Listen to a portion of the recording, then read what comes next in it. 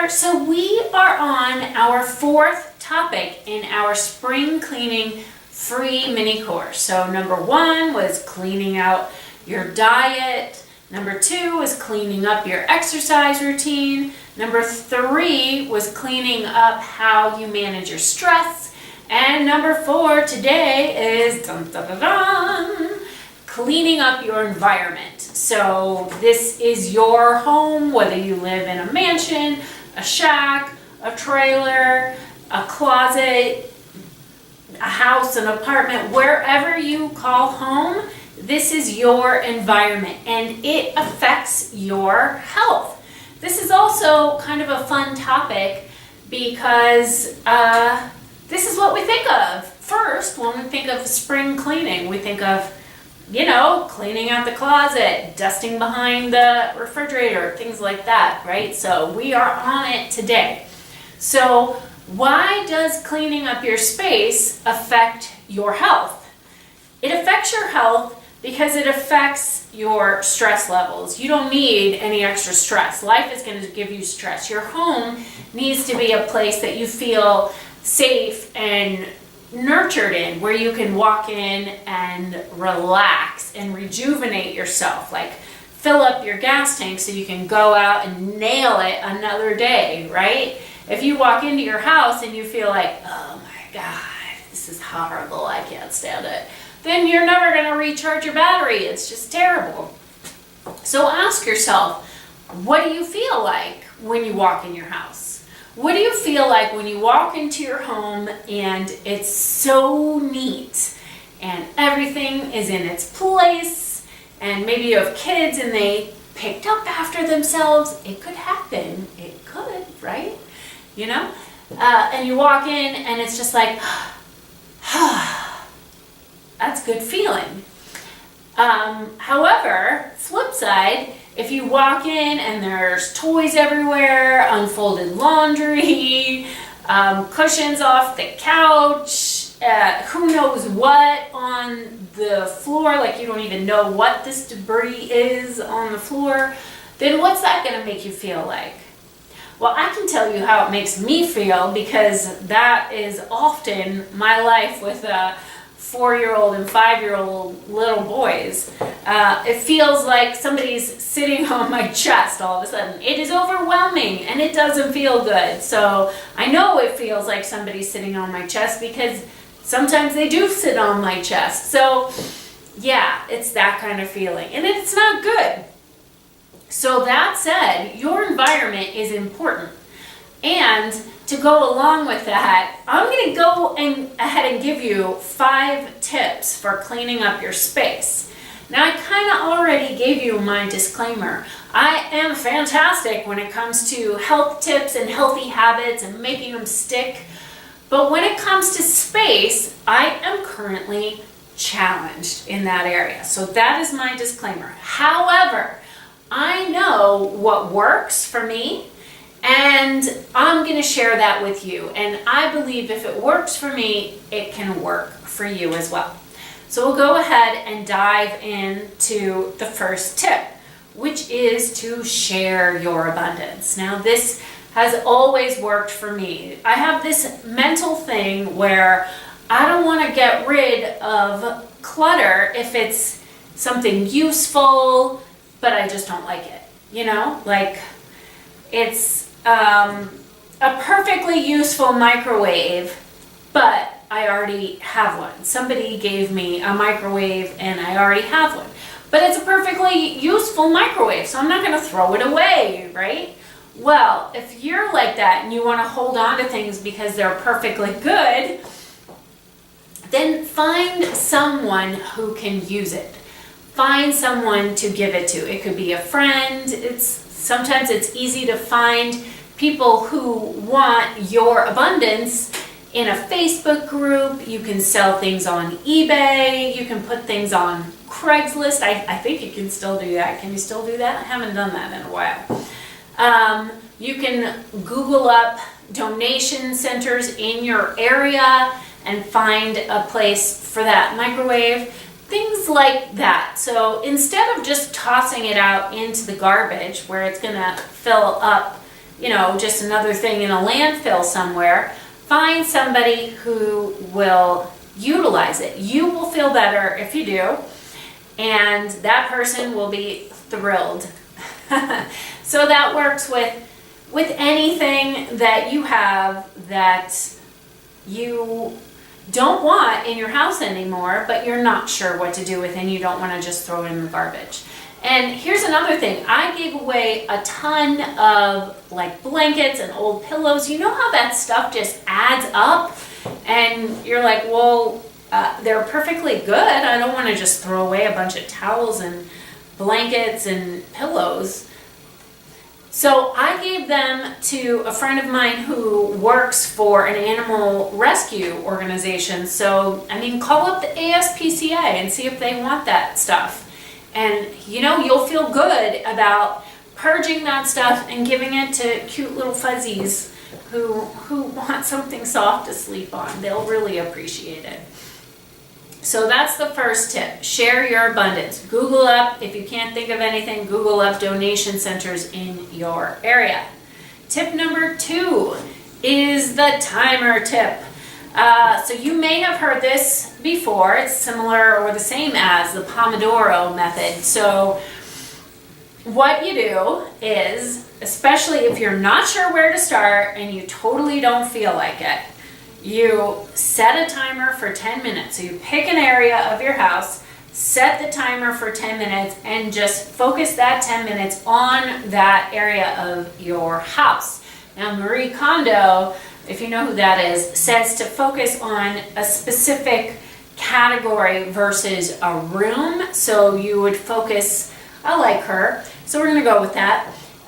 So you would focus on maybe your books first, or your papers first, or your clothes first, or knickknacks first, and just 10 minutes, right? So you set the timer. Then you don't have to think about it. You don't have to think about what you're doing. All you do is go through it for 10 minutes. If you barely get anything done by the time the timer goes off, then fine. If you totally kicked butt and you feel like you want to keep going, then great. Either way, you did something. You are getting it done. So that's the timer method. 10 minutes works for me. If you really are stuck, then start with 5 minutes. You can do anything for 5 minutes. Come on. Or if maybe you want to go a little wider, then go for 20 minutes. Now, if you're not sure where to start, I have another little, I'm just going to throw this in there. It's not one of the tips, but it's like an add-on. So like to A or so to the point already. I think it's a great idea to brainstorm out all the areas of your house that are driving you nuts, or all the categories, the books, the this, the that, if you want to do it Marie Kondo style. And then you can cut them up, put them in a jar, and then pick one out. So whatever you pick out, that's the area that you focus on for 10 minutes. So if you don't know where to start, that's a great way to do it. It's kind of exciting because you don't know what's going to come out next, so you can go with that. Tip number 3, the dent. What the heck? Okay, the dent. Say you just did your 10 minutes and maybe you kept going and you went for a whole hour, maybe even 2 hours, and you're all done and you're sweaty and your house is still a wreck, and you're like, why do I even bother? Nothing happened. Everything still looks the same. I have felt that so many times. It's like, I can bang my head against the wall, but there's no dent in the wall, So, but I am telling you, I'm here to tell you that even if you just took action for 5 minutes, yes, you did make a dent. I am telling you right now, something changed, something happened. You are moving in the right direction. So in order to move past that frustration of feeling like nothing's happening, so why bother? What I strongly suggest you do is focus on taking action versus the results. So when you focus on results, and this is what I tell my personal training clients, like if you're looking to lose weight, don't focus on that. Focus on the action you are taking. So the same thing goes with anything. Same thing goes for cleaning your house. Don't focus on the results you want, because it's probably going to take longer than what your time frame in your head looks like. And that's frustrating if you think about it that way. So don't focus on the results. Focus on the action that you are taking. How awesome you are that you took 10 minutes out of your busy day and you cleaned, and you know that if you keep doing that, that it's just going to get better and better. If you focus on taking action, that's empowering, and that will motivate you to keep going. If you focus on the results, that's disempowering and will make you feel like a failure and quitting. So, you did make a dent, I promise. Tip number 4, emotional attachments.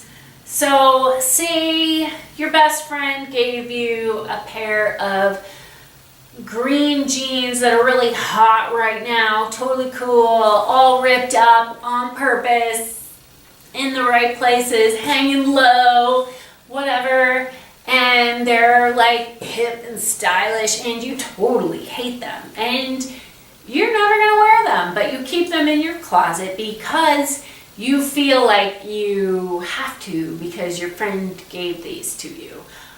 Okay, so that is not a good reason to hold on to something. If you love the jeans, then hold on to them. But if you don't, then you need to pass them on. If that person is really your friend, she doesn't want you to keep stuff that you don't want. She wants those jeans to go to somebody who's going to appreciate them. I totally believe in regifting. And if somebody regifts something that I've given them, like, what? I mean, if they didn't want it, then I don't want them to want it. At least I gave them something that they can use to give to somebody else, and maybe that person will appreciate it and want it. Totally fine.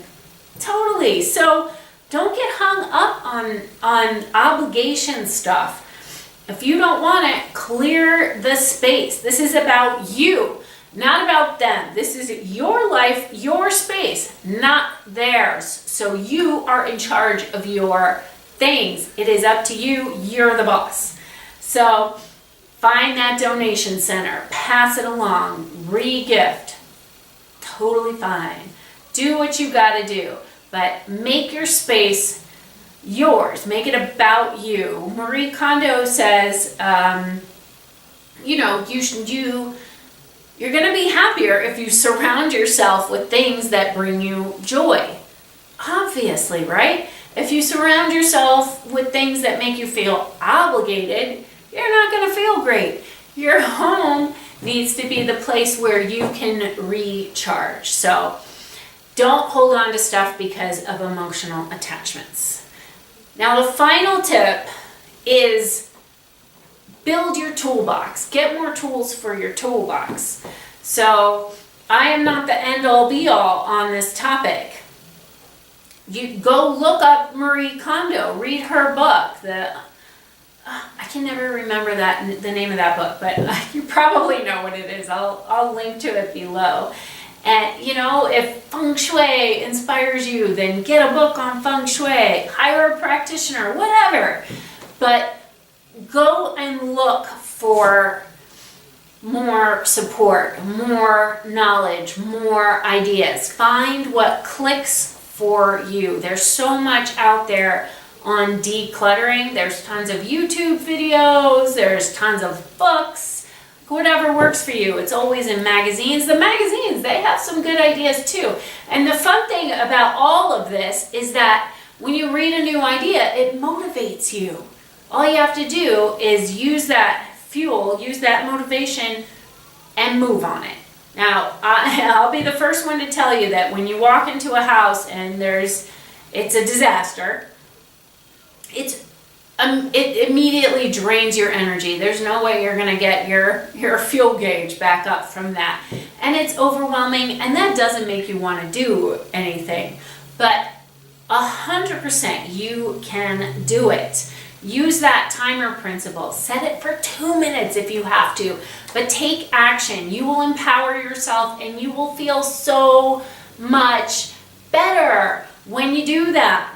Now, if you didn't set your hand on fire taking notes throughout this, you can grab this and all 6 topics from the spring cleaning series, and we can dive a little bit deeper at this link. So it's the extension of this mini course, and I believe it's $127 value that we just broke down, and we're giving it away for $7. So if you want that, it's right here. It has everything that we just went over, plus more. It's all written out for you, so you can go in there, you can print it out if you want, jot down notes, whatever works for you. But however you do it, take these tips and move on them. It's all about taking action. So I hope you empower yourself with this and that you have a fantastic day, and I will see you for the next video.